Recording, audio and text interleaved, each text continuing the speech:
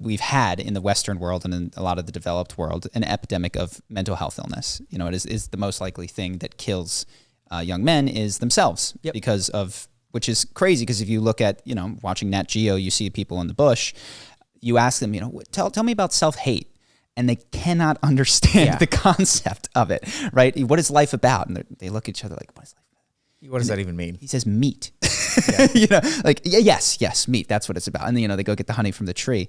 And so I have thoughts on this, but I'm curious, what do you think is driving that? Is that a natural outcome of achieving some of the lower levels of Maslow's hierarchy that people start being angry at themselves? Is it a function of a particular issue in Western society in the developed world? Is technology taking us there in a way that it doesn't have to? Yeah, so I think the answer to your question is like, why are we having a mental health crisis? Yes. Is this necessary in as you solve the bottom rungs and you're no longer hungry? Do people just start having, you know, turning inward and feeling bad about themselves? Yeah, so I think the answer is kind of all of the above. Mm-hmm. So there's a really interesting story. And there's a really interesting observation. So if you look at all of the beings that attained enlightenment, so these are people like Buddha, and there are other like religious figures. So if you look at Krishna and Ram, these are considered in the Hindu tradition to be avatars of Vishnu. I think if you sort of look at it from like a not religious perspective, but an anthropologic perspective or a scientific perspective, there are some human beings that have been able to attain a certain state of consciousness where they essentially like a religion crops up around them and people believe them to be divine, right? That's what happened with Buddha. Buddha was, and so just perspectives on divinity and stuff, we call those people gods. Mm-hmm. But what we sort of know historically is that there were real human beings that were different in some way and were so different and so profound that they like, people thought they were like, this person is on a whole different level. Yeah. And the really fascinating thing is if you look at the histories of those people in ancient India where Buddha, Ram, and Krishna all grew up, there were 4 castes. And so Brahmins are the priest caste. They're the highest caste. So these are the people that are the closest to God. They do all the religious rituals. They also are the teachers of meditation. And below that, you have the Kshatriyas, which are the noble caste. So these are the kings. And the really fascinating thing is none of the priests ever become enlightened. Mm. The only people who become enlightened are kings. And then the question is kind of like, wait a second, why is that? Because Buddha, when he was like 10 years old, had a priest who would come to the palace and teach Buddha how to meditate. Mm. But that Buddha's teacher was not enlightened. Buddha became enlightened. And the really interesting thing is what I think the best explanation of this is that thinking about Maslow's hierarchy of needs, so what happens is the priest comes to the palace in the morning, teaches the king, and then eats like maybe a wondrous meal, like a delicious meal, and then kind of goes back to their hut and sleeps on their straw pallet. And so there's like a seed of dissatisfaction. Mm. They haven't had all of their desires fully satisfied.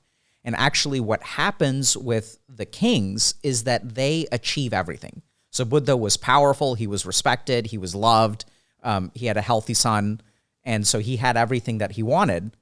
And yet you wake up one day and you have nothing left to chase. Mm-hmm. And you are unhappy. And that's when you really start to get screwed, because we all think that, okay, like I'm unhappy, but if I get this thing, if I can get this person to fall in love with me, if I can make more money, if I can achieve this thing, if I can win the Nobel Prize, we all have some kind of desire that has not been fulfilled. But what happens is as people start to fulfill desires, they wake up and they're not happy, but they have everything that they want, and then they're screwed. Yeah. So the true spirituality starts with the satisfaction of all desires. Mm-hmm. And so I think what's happening as a society is we've conquered a lot of problems. So, 200 years ago, the average lifespan was maybe like 50 to 55 years. And then like we developed dwarf wheat. And so like nutrition, we kind of conquered nutrition. And now like more people die of eating too much as opposed to like starvation. And even from a physical standpoint, like we've conquered the body in a lot of ways. Like I can literally like take your heart out of your chest, hook you up to a machine, and stick another person's heart into your chest. Yeah, and send me on my way. And you can live a normal life. Yeah. We can replace your lungs. We can replace your kidneys. People live with dialysis where they're like, getting dialysis like three times a week. And so as we're sort of fixing all this stuff, like we haven't figured out how to conquer the mind. Yeah. And so that's why I think we're seeing a real mental health crisis, because people have their basic needs satisfied. Mm-hmm. I think that's like, as you say that, to me, it feels like a beautiful reframe, which is this is not merely, and I think it is, an illness. It is the birth pangs of the next potential level of evolution for a lot of people. Does that resonate? Yeah, I mean, I think that's a fascinating way to put it. Absolutely. Yeah, right? because I think, I mean, I have in the past, when when you're talking about the Buddha, I don't claim to enlightenment, but I had that moment where I got it all, I had the thing, and then it didn't, and I never knew that I had been future projecting to this moment of having everything. But when I got there, I was like, oh my God, this is what I had implicitly assumed would solve the problem. Yep.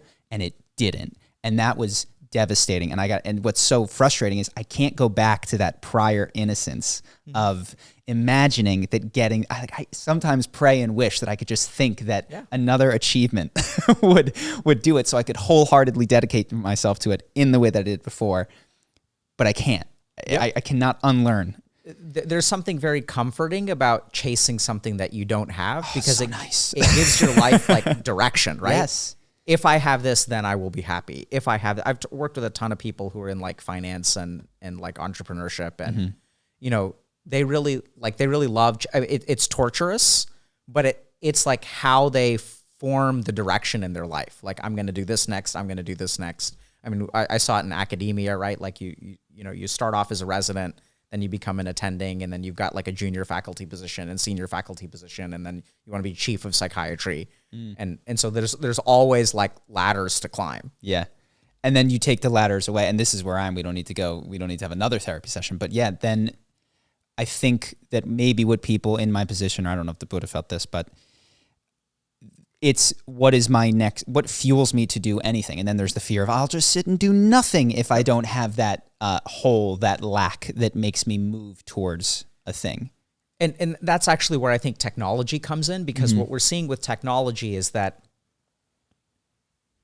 technology tells us what to do so easily. So they tell us, buy this thing, play this game, this will solve your unhappiness. And so we're externalizing our attention, and we're always being prompted to do something, right? There's all kinds of like notifications and CTAs and like all the external world is telling us to be something else, to do something else.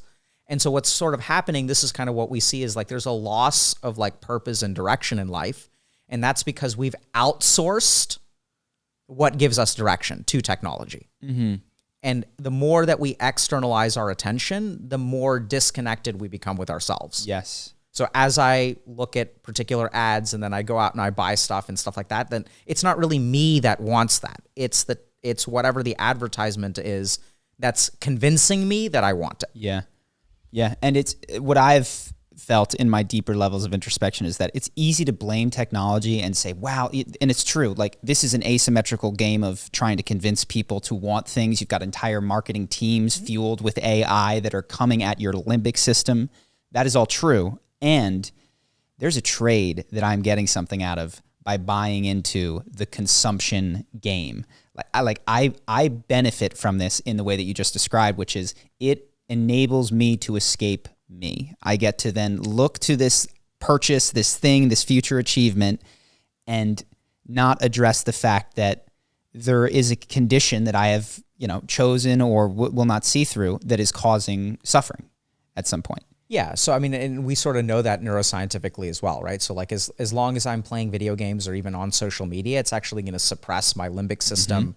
I sort of felt this front and center where like I was failing out of college and I could tell. So I remember like in Spanish class, you could miss a certain number of days before they knock you down a whole letter grade. And so at the beginning I could get an A if I did well, right? But then I missed too many days and now the highest grade I can get is a B. And that was terrifying that I can't, this is my first semester. And I was like, okay, so 4.0 is now impossible in college because the highest grade I can get is a B. And then I had to escape from that into video games. And then the highest grade I could get was a C. And then the highest grade I could get was a D. And so then I just, like, I skipped my Spanish final because the best grade I could possibly get was a D. And then I wound up with an F.